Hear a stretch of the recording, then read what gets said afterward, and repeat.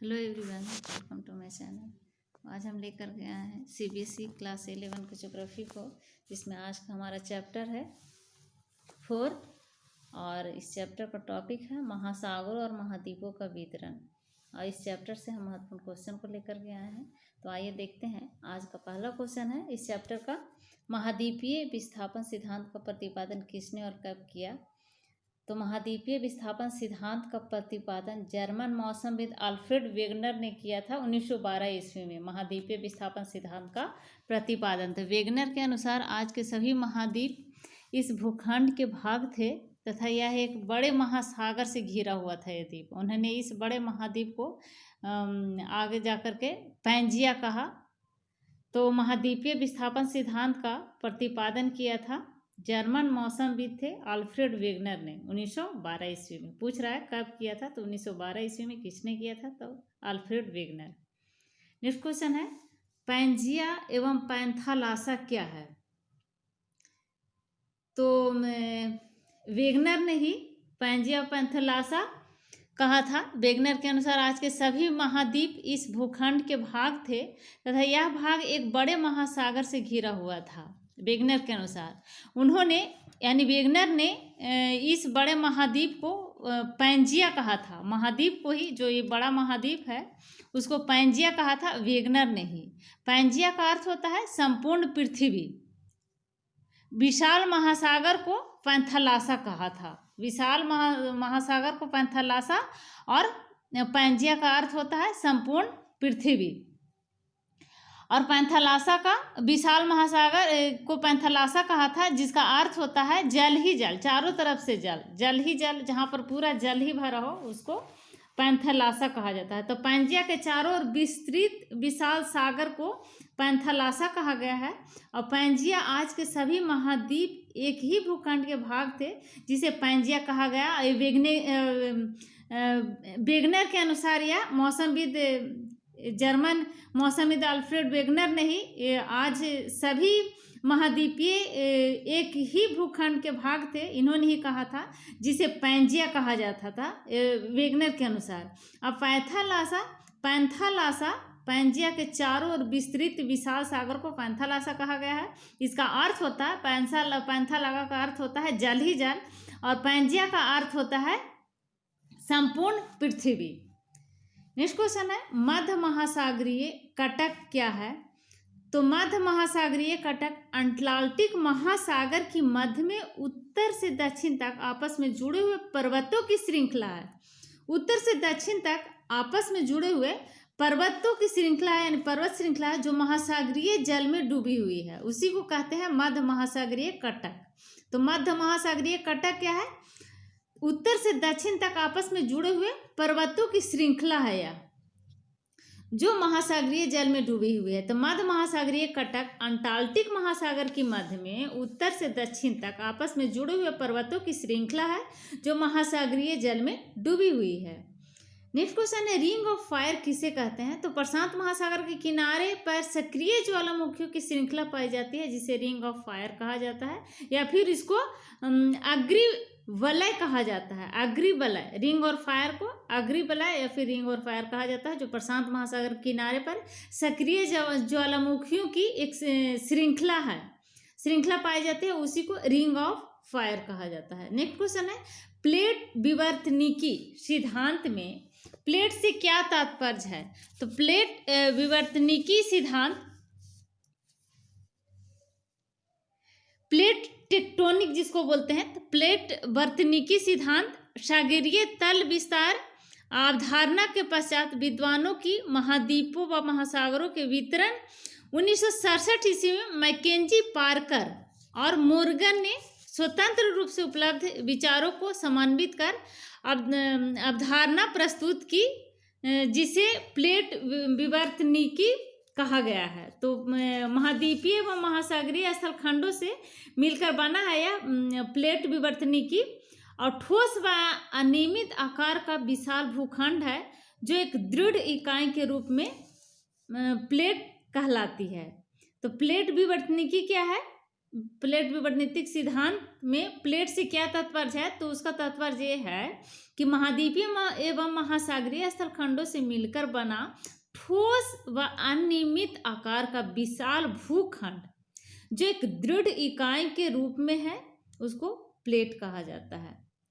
Next question है, रूपांतर सीमा से क्या तात्पर्य है, तो दो विवर्तनिक प्लेटें जब एक दूसरे के साथ साथ क्षैतिज दिशा में सरक जाती है किंतु नई प्रॉपर्टी का न तो निर्माण होता है और न ही विनाश होता है, तो इस तरह के सीमा को रूपांतर सीमा कहते हैं।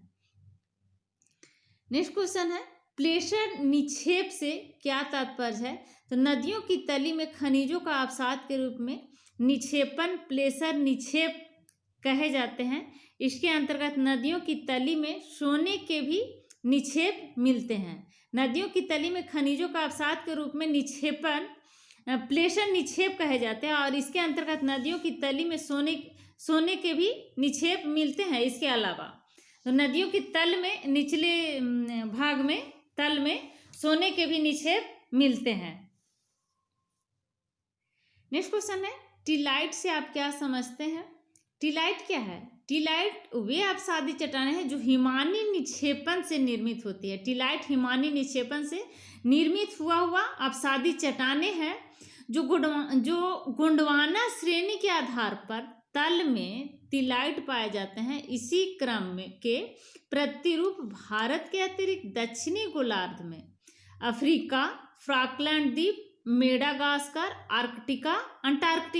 अंटार्कटिका और ऑस्ट्रेलिया में भी मिलते हैं। टीलाइट कहाँ कहाँ मिलते हैं? टीलाइट अपसादी चट्टानें हैं जो हिमानी निक्षेपण से निर्मित होती है। गोंडवाना श्रेणी के आधार तल में टीलाइट पाए जाते हैं और इसी क्रम के प्रतिरूप भारत के अतिरिक्त दक्षिणी गोलार्ध में अफ्रीका, फॉकलैंड द्वीप, मेडागास्कर, अंटार्कटिका और ऑस्ट्रेलिया में भी मिलते हैं। नेक्स्ट क्वेश्चन है, लुमीरिया से आप क्या समझते हैं? तो लेमूर प्रजाति के जीवाश्म भारत में मेडागास्कर और अफ्रीका में मिलते हैं। कुछ वैज्ञानिकों ने इन तीनों खंडों को जोड़कर एक सतत स्थल खंड की उपस्थितियों को स्वीकारा है जिसे वे लेमुरिया कहते हैं। नेक्स्ट क्वेश्चन है, दक्षिणी तथा उत्तरी अमेरिका और यूरोप तथा अफ्रीका के आपस में जुड़े होने की संभावना सर्वप्रथम किसने व कब प्रकट की है? तो अब्राहम आर्टेलियस ने 1596 ईस्वी में प्रकट की है। दक्षिणी व उत्तरी अमेरिका और यूरोप तथा अफ्रीका के आपस में जुड़े होने की संभावना, क्वेश्चन पूछ रहा है कि सबसे पहले संभावना सर्वप्रथम किसने और कब प्रकट की थी? तो अब्राहम आर्टेलियस ने सबसे पहले प्रकट की थी इसको 1596 ईस्वी में, 1596 ईस्वी में। नेक्स्ट क्वेश्चन है, पैंजिया के विभाजन से कौन से दो बड़े महाद्वीपीय पिंड अस्तित्व में आए थे? तो पैंजिया के विभाजन से दो बड़े महाद्वीपीय पिंड अस्तित्व में आए थे। वो पहला है लारेसिया जो उत्तरी भूखंड में है और गोंडवाना लैंड जो दक्षिणी भूखंड में है। तो लारेसिया और गोंडवाना दो महाद्वीपीय पिंड अस्तित्व में आए हैं पैंजिया के विभाजन से। नेक्स्ट क्वेश्चन है, महाद्वीपों में साम्यता को कैसे प्रमाणित किया गया है बताइए? तो सन 1964 ईस्वी में बुलर्ड ने एक कंप्यूटर प्रोग्राम की मदद से अंटार्कटिक तटों को जोड़ते हुए एक नए मानचित्र तैयार किया था। एनसीईआरटी बुक चैप्टर में दिया हुआ है, तो वहां जाकर के आप चैप्टर को पढ़िए, आपको समझ में आ जाएगा अच्छी तरह से। तो यहाँ क्वेश्चन पूछ रहा है कि महाद्वीपों में साम्यता को कैसे प्रमाणित किया गया है? तो सन 1964 ईस्वी में बुलर्ड ने एक कंप्यूटर प्रोग्राम की मदद से अंटार्कटिक तटों को जोड़ते हुए एक मानचित्र तैयार किया था जिसमें तटों का साम्य एकदम सही साबित हुआ। नेक्स्ट क्वेश्चन है, वे कौन सी वैज्ञानिक खोजें थी जिन्होंने महाद्वीपीय विस्थापन के सिद्धांत को खारिज कर दिया था? तो वह वैज्ञानिक खोज थी महासागरीय धरातल का मानचित्र और बनावट, दूसरा था भूकंप और ज्वालामुखियों का वितरण और तीसरा था सागरीय अर्ध स्थल का विस्तार। तो महाद्वीपीय विस्थापन के सिद्धांत को खारिज कर दिया था जो वह कौन सा वैज्ञानिक खोजे थी, तो वैज्ञानिक खोज था सागरीय महासागरीय धरातल का मानचित्र और उसका बनावट, भूकंप और ज्वालामुखियों का वितरण और सागरीय आधास्थल का विस्तार, ये खोजे थी, वैज्ञानिक खोजी थी, जिसको महाद्वीपीय विस्थापन के सिद्धांत को खारिज कर दिया था। नेक्स्ट क्वेश्चन है polar fling world, polar fling force किससे संबंधित है, तो पोलर फ्लिंग फोर्स पृथ्वी के घूर्णन से संबंधित है, पृथ्वी के घूर्णन से। पोलर या ध्रुवीय फ्लिंग जिसको बोलते हैं, पोलर या ध्रुवीय फ्लिंग बल, पोलर फ्लिंग फोर्स, या फिर ज्वारीय एक बल होता है, दूसरा होता है ज्वारीय बल, और पोलर बल और दूसरा होता है ज्वारीय बल। तो ध्रुवीय फ्लिंग बल पृथ्वी के घूर्णन से संबंधित है। प्रवाह संबंधी बल होता है force for drifting. Next question है महाद्वीपीय शाम से क्या तात्पर्य है, महाद्वीपीय शाम में, तो महाद्वीपों की सीमाओं बाउंड्रीज में एक रूपता जिंक्शाफिट दिखाई देती है। यदि उत्तरी अमेरिका और दक्षिणी अमेरिका को यूरोप और अफ्रीका की सीमाओं से मिलाया जाए तो इन सीमाओं में काफी हद तक एकरूपता दिखाई देगी। महाद्वीपीय शाम से क्या तात्पर्य है, तो महाद्वीपों की सीमाओं में एकरूपता दिखाई देती है। यदि उत्तरी अमेरिका और दक्षिणी अमेरिका को यूरोप और अफ्रीका की सीमाओं से मिलाया जाए तो इन सीमाओं में काफी हद तक एकरूपता दिखाई देती है। इसी को महाद्वीपीय शाम में कहा जाता है। यानी महाद्वीपों की सीमाओं में एक जैसा दिखाई देना, महाद्वीपों की सीमाओं में एकरूपता दिखाई देना। यदि उत्तरी अमेरिका और दक्षिणी अमेरिका को यूरोप और अफ्रीका की सीमाओं से मिलाया जाए, उत्तरी अमेरिका और दक्षिणी अमेरिका और यूरोप और अफ्रीका की सीमा से अगर मिलाया जाए तो इन सीमाओं में काफी हद तक एकरूपता दिखाई देगी, एक जैसा दिखाई देगा, तो इसी को महाद्वीपीय शाम कहा जाता है। नेक्स्ट क्वेश्चन है मेंटल में संवहन धाराओं के आरंभ होने और बने रहने के क्या कारण है, तो मेंटल में संवहन धाराएं रेडियो एक्टिव तत्वों से उत्पन्न ताप भिन्नता से उत्पन्न होती है। पूरे मेंटल भाग में इस प्रकार की धाराओं का तंत्र विद्यमान है। रेडियो एक्टिव तत्वों के कारण ही संवहन धाराएं हैं।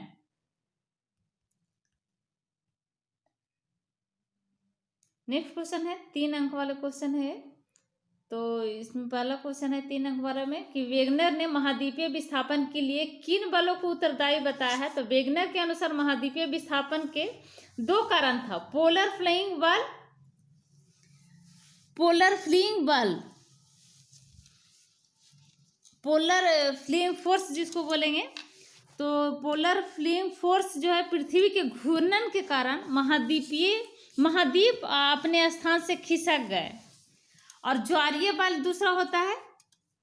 वेगनर ने महाद्वीपीय विस्थापन के लिए किन बलों को उत्तरदायी बताया है, तो पोलर फ्लिंग बल और दूसरा ज्वारीय बल को उत्तरदायी बताया है। तो पोलर फ्लिंग बल पृथ्वी के घूर्णन के कारण महाद्वीप अपने स्थान से खिसक गया, और ज्वारीय बल में हुआ कि ज्वारीय बल सूर्य और चंद्रमा के आकर्षण से संबंधित है, और इस आकर्षण बल के कारण महाद्वीपीय खंडों का विस्थापन हो सकता है। नेक्स्ट क्वेश्चन है भूकंप और ज्वालामुखी की मुख्य 3 पेटियों के बारे में बताइए। तो भूकंप और ज्वालामुखी की मुख्य 3 पेटियां हैं। अंटार्कटिक महासागर के मध्यवर्ती भाग में तटरेखा के समानांतर भूकंप एवं ज्वालामुखी। तो ये जो है ये भूकंप वाला क्षेत्र है, ये डार्क ब्लैक जो आप देख रहे हैं जहां जहां भूकंपीय क्षेत्र है, ये गंभीर भूकंप यहाँ आता है। इस क्षेत्र में गंभीर भूकंप यहाँ आता है। ये डार्क ब्लैक जो है उस क्षेत्र में ये सब गंभीर भूकंपीय क्षेत्र है। और छिछले भूकंप क्षेत्र हो गया, इस तरह का जो डॉट डॉट है छिछले भूकंप क्षेत्र हो गया।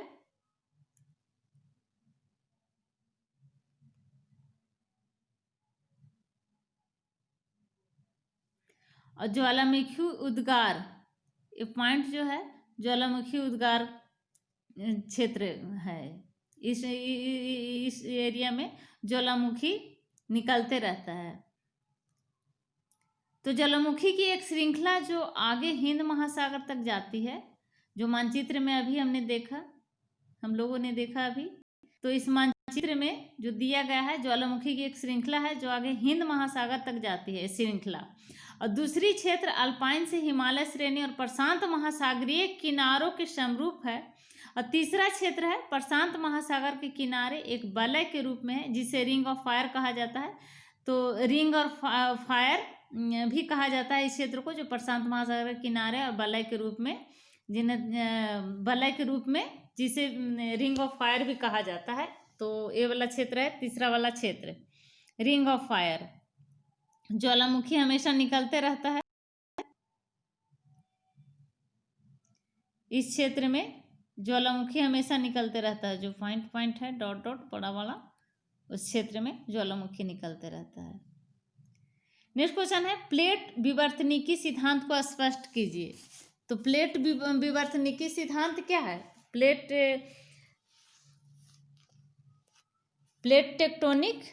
तो सागरीय तट विस्तार अवधारणा के पश्चात विद्वानों की महाद्वीपों व महासागरों के वितरण 1967 ईस्वी में मैकेंजी, पार्कर और मोर्गन ने स्वतंत्र रूप से उपलब्ध विचारों को समन्वित कर अवधारणा प्रस्तुत की, जिसे प्लेट विवर्तनिकी कहा गया है।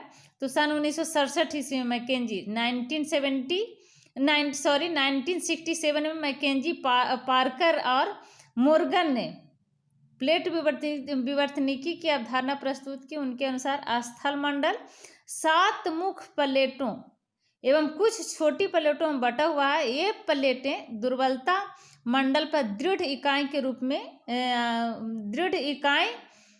रूप में क्षैतिज अवस्था में चलायमान है।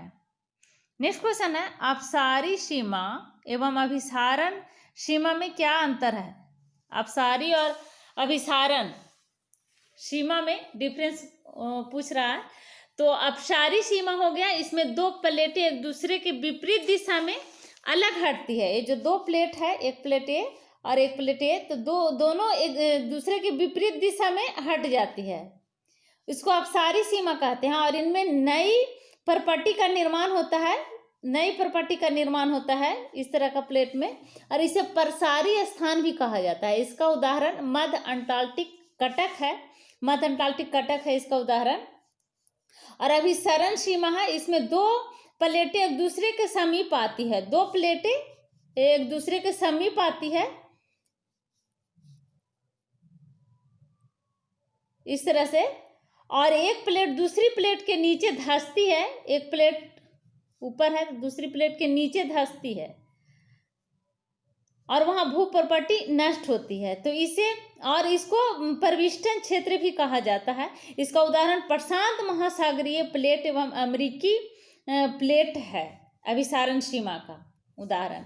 नेक्स्ट क्वेश्चन है कि विवर्तनिकी प्लेटों को संचालित करने वाले बालों के अध्ययन में संवहन धारा सिद्धांत क्या कहता है? स्पष्ट कीजिए। तो 1930 के दशक में आर्थर होम्स ने प्लेटों के संचालन में लगने वाले बल के रूप में संवहन धाराओं के प्रवाह की संभावना व्यक्त की थी, जिसका बाद में हेस ने समर्थन किया। और इस सिद्धांत के अनुसार भूगर्भ में तापमान में अंतर पाया जाता है। पृथ्वी के भीतरी ताप उत्पत्ति के 2 माध्यम है, रेडियोधर्मी तत्वों का क्षय और अपशिष्ट ताप। 2 माध्यम, रेडियोधर्मी तत्वों का क्षय और अपशिष्ट ताप। भूगर्भ का उष्ण पदार्थ धरातल पर पहुंचता है, ठंडा होता है, फिर गहराई में जाकर नष्ट हो जाता है। यही चक्र बार बार दोहराया जाता है और वैज्ञानिक इसे संवहन प्रवाह कहते हैं। अब नेक्स्ट क्वेश्चन है 5 अंक वाले है। महाद्वीपों के विस्थापन के पक्ष में त्याग प्रमाण दिया जा सकता है, विवरण दीजिए इसको। तो महाद्वीपीय विस्थापन के पक्ष में निम्नलिखित प्रमाण दिए जा सकते हैं, जैसे महाद्वीपों में साम्यता, महासागरों में 4 चट्टानों की आयु में समानता, टीलाइट ऑपलेशन निक्षेपण, जीवाश्मों का वितरण। ऐसा महाद्वीपीय विस्थापन के पक्ष में प्रमाण के रूप में इसको दिया जा सकता है। तो महाद्वीपों में साम्यता, यदि हम महाद्वीपों के आकार को ध्यान से देखें तो पाएंगे कि इसमें आमने सामने की तट रेखा में साम्यता पाया गया है। और दूसरा है कि दूसरा प्रमाण है कि महासागरों के पार की आयु में समानता। तो महासागरों वर्तमान में जो महाद्वीपीय एक दूसरे से दूर है उनकी चट्टानों की आयु में समानता मिलती है। उदाहरण के तौर पर 200 करोड़ वर्ष प्राचीन शैल समूहों की एक पट्टी ब्राजील तट, दक्षिण अमेरिका और पश्चिम अफ्रीका के तट पर मिलती है। इसे यह पता चलता है कि दोनों महाद्वीप प्राचीन काल में साथ साथ थे। टी लाइट में होगा कि हिमानी निक्षेपण से निर्मित अवसादी चट्टानें हैं। ऐसे निक्षेपों के प्रतिरूप दक्षिणी गोलार्ध के 6 विभिन्न स्थल खंडों में मिलते हैं जो इनके प्राचीन काल के साथ होने का प्रमाण है। प्लेसर निक्षेप सोना युक्त सिराएं ब्राजील में पाई जाती है, जबकि प्लेसर निक्षेप घाना में मिलते हैं। इसे यह प्रमाणित होता है कि दक्षिण अमेरिका और अफ्रीका कभी एक जगह थे। तो यह प्लेसर निक्षेप भी एक प्रमाण है। और 5वां प्रमाण है कि जीवाश्मों का वितरण। कुछ महाद्वीपों पर ऐसे जीवों के अवशेष मिलते हैं जो वर्तमान में उस स्थान पर नहीं पाए जाते हैं। तो ये प्रमाण थे। नेक्स्ट क्वेश्चन है महाद्वीपीय विस्थापन सिद्धांत और प्लेट विवर्तनिकी सिद्धांत में अंतर क्या है। तो महाद्वीपीय विस्थापन सिद्धांत वेगनर ने यह माना कि कार्बोनिफेरस युग में सभी स्थल भाग एक बड़े स्थल के रूप में एक दूसरे से जुड़े हुए थे और इस विशाल स्थलीय भाग को वेगनर ने पैंजिया नाम दिया। वेगनर का विचार था कि पैंजिया के कुछ भाग भूमध्य रेखा की ओर खिसकने लगे।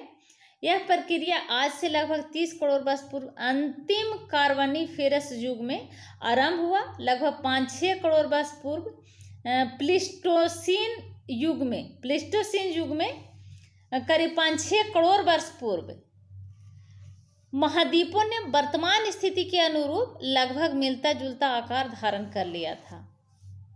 अब प्लेट विवर्तनिकी सिद्धांत है कि 20वीं शताब्दी के आरंभिक चरण में महाद्वीपीय विस्थापन सिद्धांत को स्वीकार करने में सबसे बड़ी चुनौती यह थी कि विद्वान यह नहीं समझ पा रहे थे कि सियाल के बने हुए महाद्वीप सीमा पर कैसे तैरते हैं और विस्थापित हो जाते हैं। तो उस समय विद्वानों का यह विचार था कि महाद्वीपीय भूप्रपट्टी वैशाल्टिक स्तर का ही विस्तार है। आर्थर होम्स ने 1928 ईस्वी में बताया कि भूगर्भ में तापमान में अंतर होने के कारण संवहनीय धाराएं चलती है जो प्लेटों की गति प्रदान करती है और इस प्रकार प्लेटें सदा गतिशील रहती है और महाद्वीपों में विस्थापन पैदा करती है। तो महाद्वीपीय विस्थापन सिद्धांत और प्लेट विवर्तनिक सिद्धांत में यही डिफरेंस है। नेक्स्ट क्वेश्चन है कि महासागरीय अधस्थल के मानचित्र से कौन सी ऊंचावच संबंधी जानकारियां प्राप्त हुई। कुछ महत्वपूर्ण जानकारियों के बारे में बताइए। तो महासागरीय धरातल पर जलमग्न पर्वत, कटकें तथा गहरी खाइयां हैं जो महाद्वीपों के किनारे पर स्थित है। मध्य महासागरीय कटक ज्वालामुखी उद्गार के रूप में सर्वाधिक सक्रिय पाई गई है और महासागरीय प्रपट्टी की चट्टानों के काल निर्धारण ने यह तथ्य साफ कर दिया है कि महासागरों के नीतल की चट्टानें 20 करोड़ वर्ष पुरानी हैं, जबकि महाद्वीपीय हिस्सों में पाई जाने वाले कुछ पुरातन चट्टानें 300 करोड़ वर्ष पुरानी है। महासागरीय कटक के दोनों ओर चट्टानें जो कटक के समान दूरी पर स्थित है और उनकी आयु की संरचना में भी आश्चर्यजनक समानता पाई गई है। नेक्स्ट क्वेश्चन है सागरीय अधा स्थल के विकास की परिकल्पना का वर्णन कीजिए। तो सागरीय अधा स्थल के विकास की परिकल्पना 1961 ईस्वी में हेनरी हेस ने प्रस्तुत की। ऐसा उन्होंने महासागरीय कटकों के दोनों ओर की चट्टानों के चुंबकीय गुणों के विश्लेषण के आधार पर बताया। हेस के अनुसार महासागरीय कटकों के शीर्ष पर निरंतर ज्वालामुखी उद्भेदन से महासागरीय प्रपट्टी में विभेदन हुआ एवं नवीन लावा इस दरार को भरकर महासागरीय प्रपट्टी को दोनों ओर धकेल रहा है। इस तरह महासागरीय अधस्थल का विस्तार हो रहा है। महासागरीय प्रपट्टी का अपेक्षाकृत नवीनतम होना तथा साथ ही एक महासागर में विस्तार से दूसरे महासागर के न सिकुड़ने पर हेस न महासागरीय प्रॉपर्टी के क्षेपण की बात कही। उनके अनुसार अगर मध्य महासागरीय कटक में ज्वालामुखी उद्गार से नवीन प्रॉपर्टी की रचना होती है तो दूसरी ओर महासागरीय गर्तों में प्रॉपर्टी का विनाश होता है। नेक्स्ट क्वेश्चन है कि प्लेट विवर्तनिकी सिद्धांत के अनुसार 7 मुख्य प्लेटें कौन सी हैं? तो 7 मुख्य प्लेटें हैं। पहला है आर्कटिक प्लेट, दूसरा इंडो ऑस्ट्रेलियन प्लेट, और तीसरा उत्तर अमेरिकी प्लेट, और चौथा है अफ्रीका प्लेट, पांचवा है दक्षिण अमेरिका प्लेट, और छठा है यूरेशिया प्लेट, और सातवां है प्रशांत महासागरीय प्लेट। तो प्लेट विवर्तनिकी सिद्धांत के अनुसार 7 जो मुख्य प्लेटें हैं वह है अंटार्कटिक, इंडो ऑस्ट्रेलियन, उत्तर अमेरिकी और अमेरिकी, दक्षिण अमेरिकी, यूरेशियाई और प्रशांत महासागरीय प्लेट।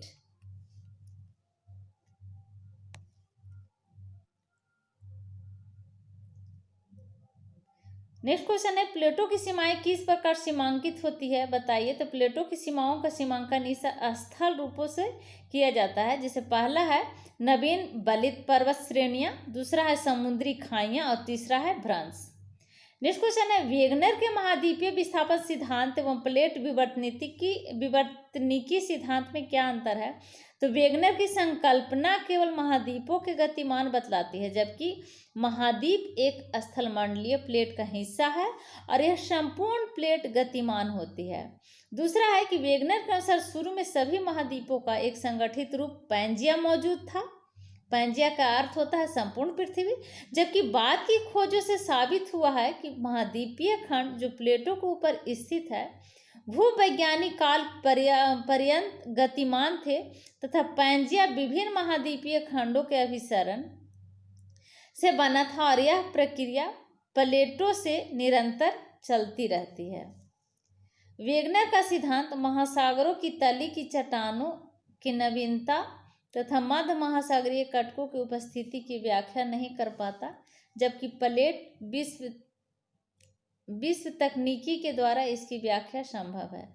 वेगनर के सिद्धांत महासागरीय तली की चट्टानों की नवीनता और महाद्वीपीय शैलों की अति पुरातनता की व्याख्या नहीं कर पाती है। वेगनर का सिद्धांत महाद्वीपों के गतिमान होने के लिए ध्रुवीय फ्लिंग बल, पोलर फ्लिंग फोर्स जिसको बोलते हैं, तथा ज्वारीय बल को उत्तरदायी माना था, जबकि ये दोनों बल महाद्वीपों के सरकाने में असमर्थ थे। प्लेटों की गति का कारण दुर्बलता मंडल में चलने वाली संवहनीय धाराएं हैं, जिसे प्लेटें गतिमान रहती है। नेक्स्ट क्वेश्चन है भारतीय विवर्तनिकी प्लेट का संचालन आज भी जारी है, तक सहित व्याख्या दीजिए। तो भारतीय विवर्तनिकी प्लेट के अंतर्गत प्रायद्वीपीय भारत तथा ऑस्ट्रेलियाई महाद्वीपीय भाग शामिल है और इसकी उत्तरी सीमा हिमालय पर्वत श्रेणियों के साथ साथ विस्तृत प्रविष्टन क्षेत्र है। यह महाद्वीपीय अभिसरण सीमा के रूप में है। इसकी पूर्वी सीमा एक विस्तारित तल है जो ऑस्ट्रेलिया के पूर्व में दक्षिण पश्चिमी प्रशांत महासागरीय कटक के रूप में है। पूर्व दिशा में म्यांमार के राकियोमा पर्वत से होते हुए एक चाप के रूप में यह जावा खाई तक फैला हुआ है। इसकी पश्चिमी सीमा पाकिस्तान की किरथर श्रेणियों का अनुसरण करती है और आगे यह मकरान तट से होती हुई दक्षिण पूर्वी चौगास द्वीप समूह के साथ साथ लाल सागर द्रोणी जो एक विस्तारण तल है में जा मिलती है। भारतीय एवं आर्कटिक प्लेट की सीमा भी महासागरीय कटक से निर्धारित होती है, जो कि पूर्व पश्चिम दिशा में होती हुई न्यूजीलैंड के दक्षिण में विस्तारित तल में मिल जाती है। इन सभी सीमाओं पर भूकंपीय घटनाएं और ज्वालामुखी प्रक्रियाएं आज भी जारी है, जिससे सिद्ध होता है कि इस प्लेट में संचालन जारी है। तो ये थे आज के इस चैप्टर से महासागर और महाद्वीपों का वितरण से महत्वपूर्ण क्वेश्चन। तो अगर अभी तक आपने मेरे चैनल को सब्सक्राइब नहीं किया है तो प्लीज़ मेरे चैनल को सब्सक्राइब करें, लाइक करें एंड शेयर करें। Thank you.